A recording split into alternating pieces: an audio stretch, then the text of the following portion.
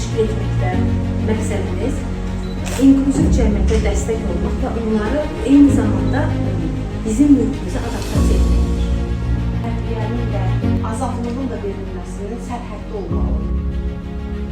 Əvvəlcə qeyd edim ki, uşaq hüquqlarından bağlı ilk dünyada qəbul olunan Senelə uşaq hüquqları bəyannaməsidir 1924-cü ildə qəbul olunub.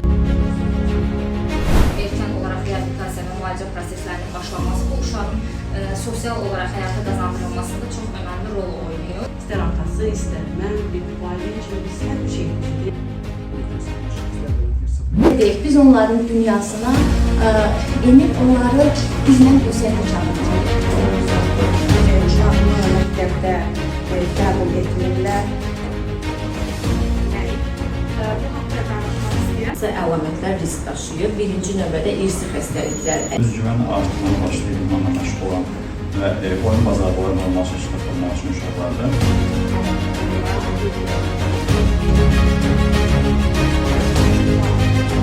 Amma əslində autizm bir xəstəlik deyil.